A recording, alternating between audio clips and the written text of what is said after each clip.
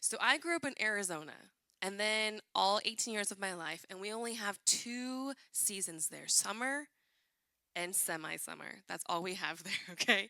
Right now, it's like still really hot in September.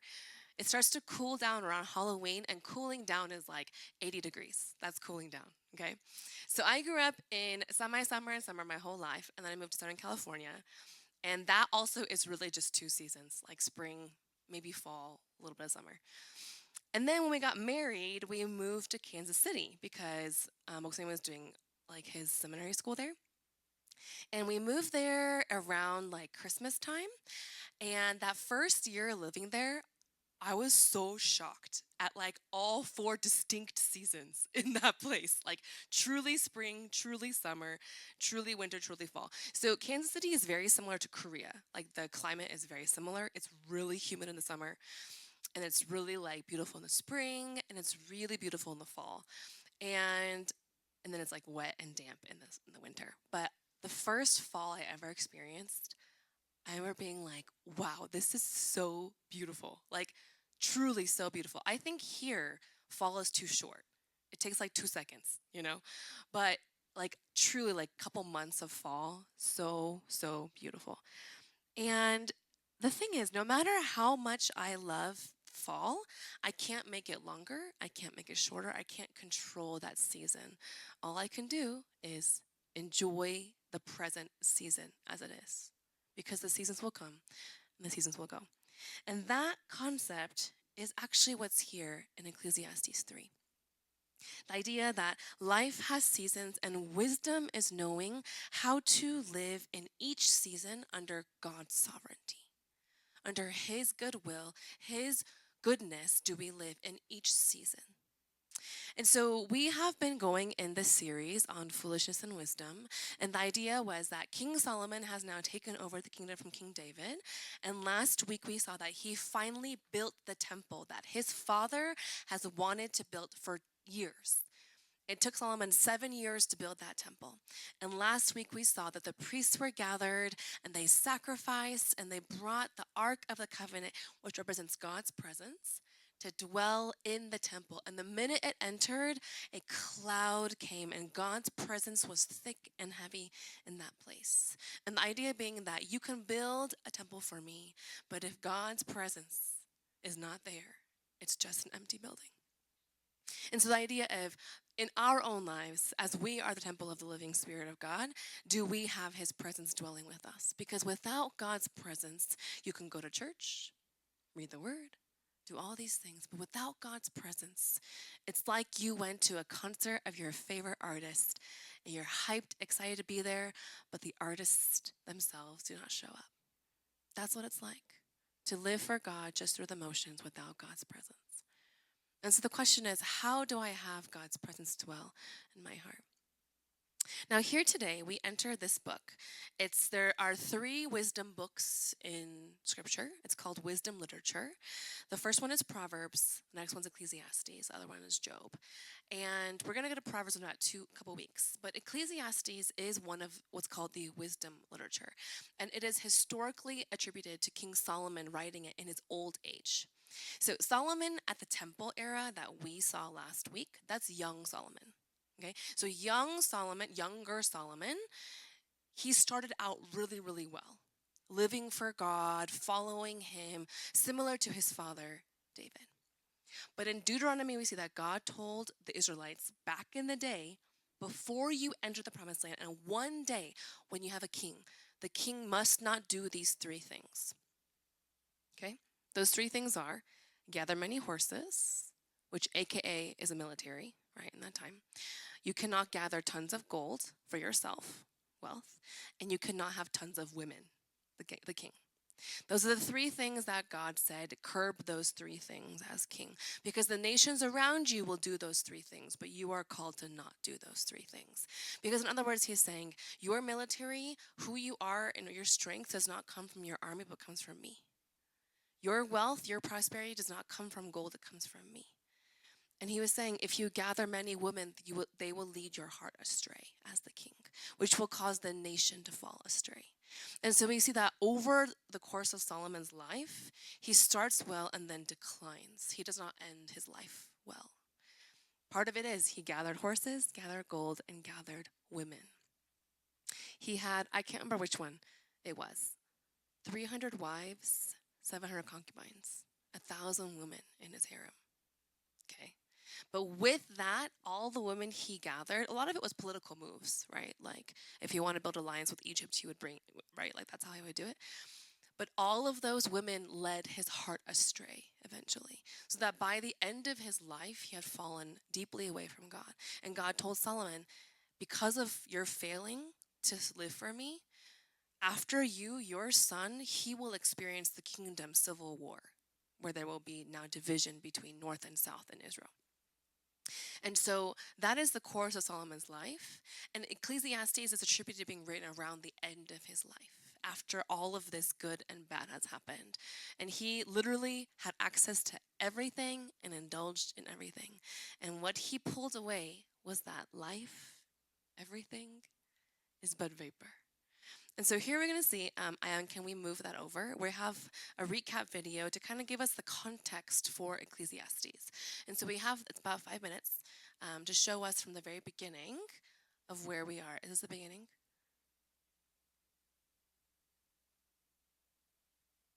If we can all put our eyes in the front.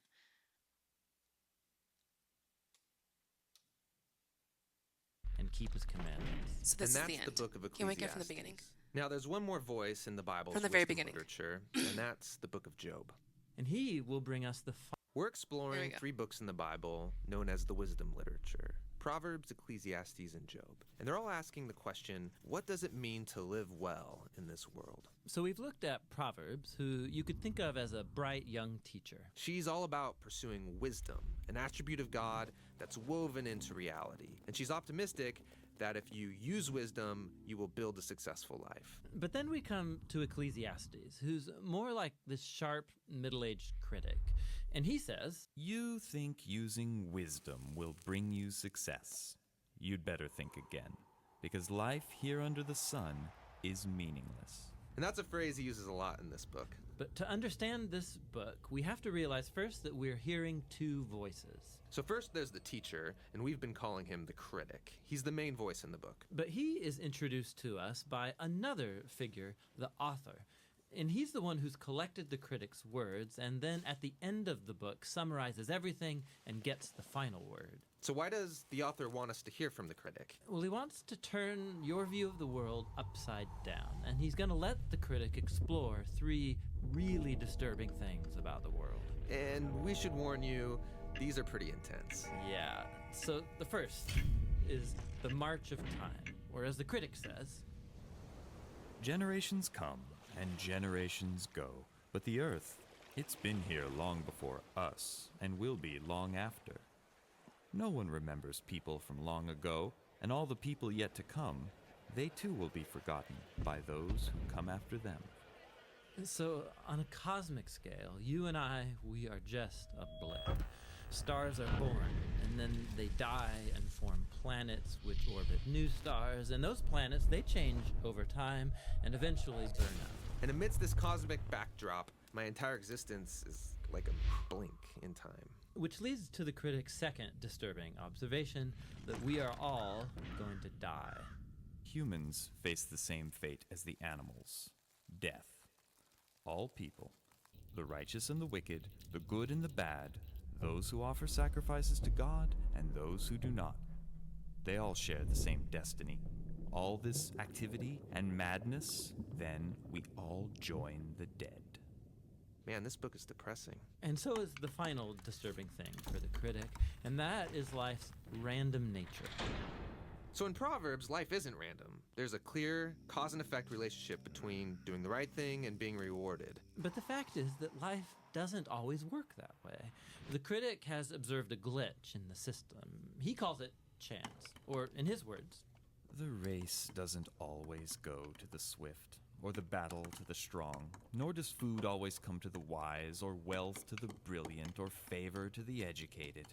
Time and chance happen to them all. So his point is that you can't really control anything in life. It's just way too unpredictable. So if I want to master life, Then you're setting yourself up for a fall.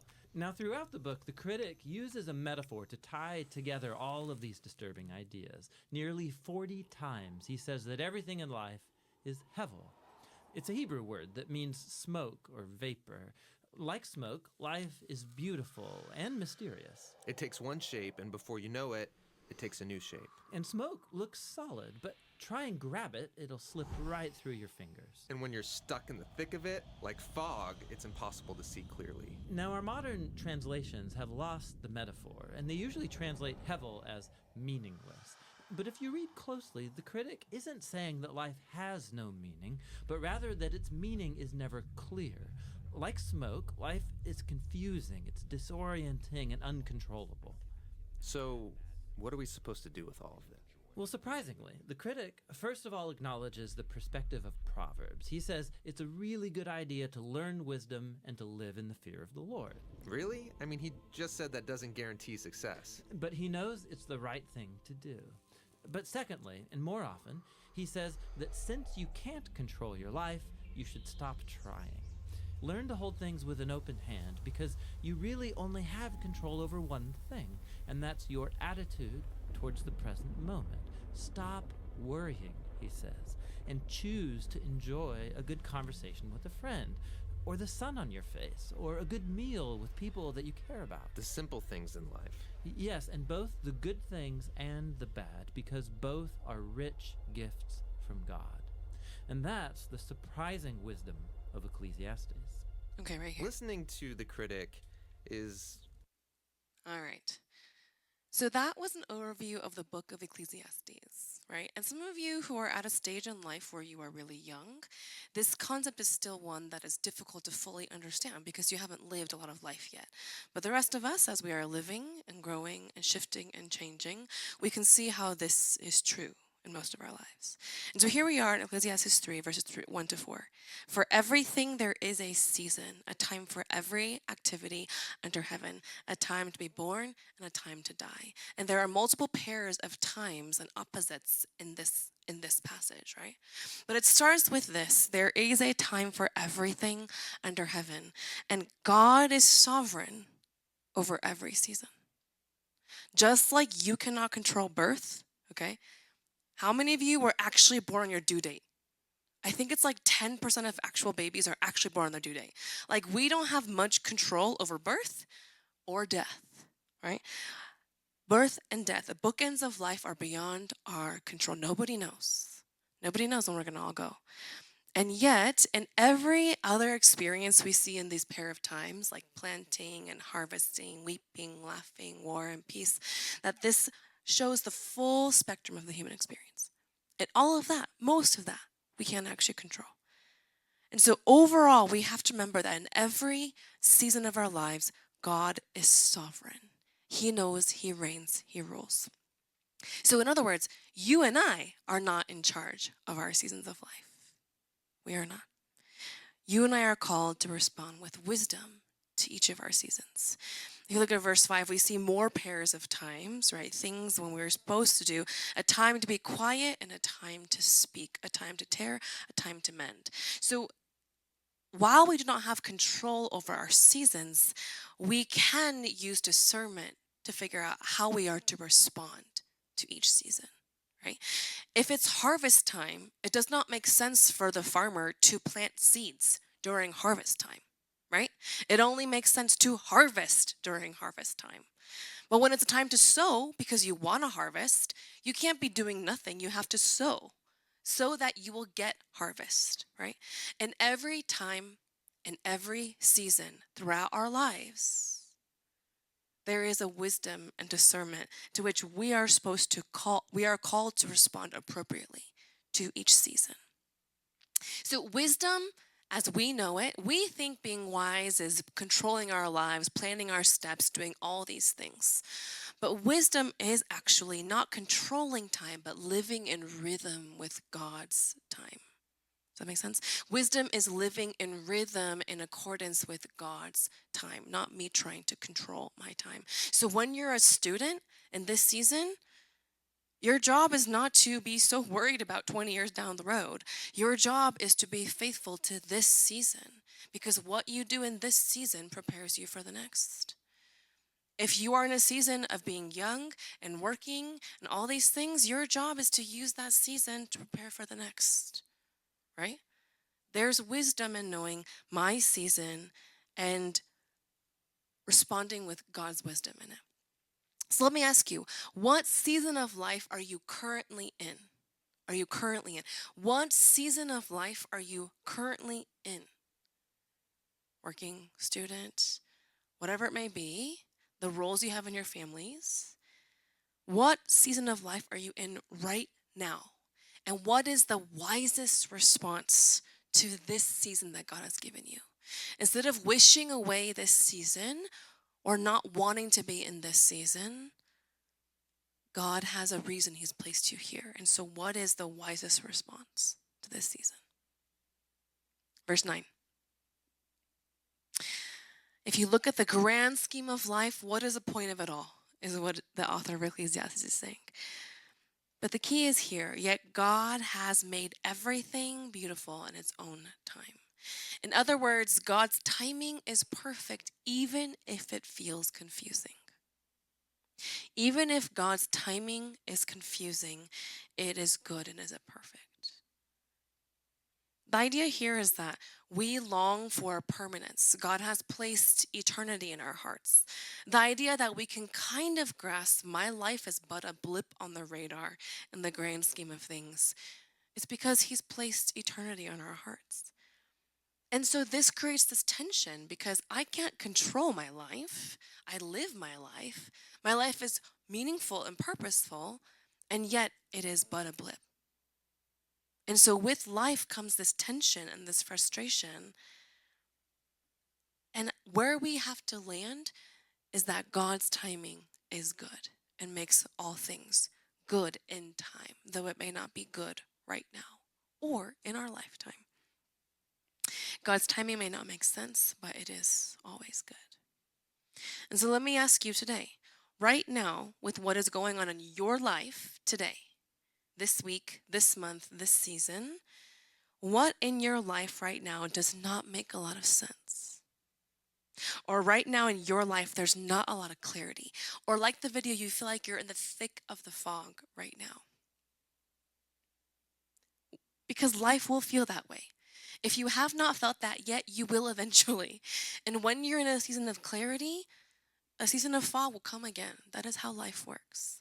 But in the thick of your season right now, what is it that you can surrender? How can you surrender to God in that? Do you notice yourself trying to control this season, and instead maybe God is inviting you to surrender to Him in this season yet again? What does it look like? Maybe what issue, what financial issue do you have? What relational issue do you have? What stresses are you overwhelmed by? What mental health things do you have? What are the things that you are carrying that feel hard in this season? And what are the ways that God is maybe calling you to surrender those things in this season? Verse 12. So here is the conclusion of all of this. There's a time for everything. God is sovereign. And the wisdom is in me knowing how to line up with God's seasons, not controlling my own. And His timing is good, even if I don't understand it. And so the takeaway here is in verse 12 through 15. So I concluded there's nothing better than to be happy and enjoy, eat, drink, enjoy the fruit of our labor, for these are gifts from God. That gift from God is what anchors this whole thing. Because otherwise, we can interpret this very hedonistically. Like, oh, I'm just going to do whatever I want, however I want, and live just to enjoy every earthly pleasure. That's not what this is fully saying. It's saying, do enjoy each moment, each day, each thing God has given you, because it's a gift from God. It's a gift from God. If you know it's a gift, you will experience it differently. Does that make sense? And so in verse 14, and I know that whatever God does is final. His purpose is that people should fear Him at the end of the day, because we don't have control over the patterns of our lives. We don't have control over each of these things. And so therefore, be content with what we have, and understand that God is the author of life. Everything that has happened will happen again. We have very little control.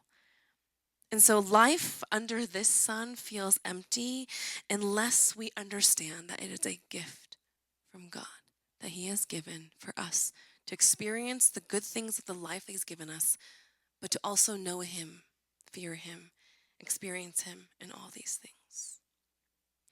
Wisdom is not indulging in our flesh. Wisdom is not chasing after control, but receiving each moment of our lives as a gift from Him. Today is a gift from God. Today, what you have in front of you is a gift from God. I don't know if anyone's ever experienced this or had someone else experience this, but I know several people in my life who have been very close to like dying, whether it was like a health scare, a cancer thing, or an accident, very close to dying and made it through whatever that was. And I remember often what I hear those people say is that the minute they get better and they can eat something, you know, like something as simple as like kimbap or something that they couldn't eat before. And when they eat that, how good it is just to eat one simple thing because they couldn't for so long. Or they like thought they were gonna die, or just to experience like their child laughing, or any of these things becomes so different, so different. I had a friend, there's this like medical name for it, I forgot what it's called now, but you know when you get pregnant and some people get sick, she gets gravely sick. Like the minute she gets pregnant, she throws up for 9 months straight. Like cannot eat anything, cannot keep water down. It's really, really bad. And her face looks gray. Like she looks like she's a walking corpse because while she's pregnant for 9 months, they have to hook her up to an IV. Like it's really, really bad. And so this last time that she was pregnant, I remember looking at her and being like, oh my God, you look like you're dying. And she was like, I feel like I'm dying. Like she was like, I understand now when someone has chronic pain that they want to die. Like 진짜 인생이, there's no point. There's no point to life. It was when you're that sick. And she was saying that she would look on TV, you know, and like look at a show or look at something, and she would look at these people who look really pretty and healthy, and she'd be like, you know, those people have no idea. When they get caught up in like really superficial, like physical earthly things, it's because they're healthy. When you're healthy, you care about other things.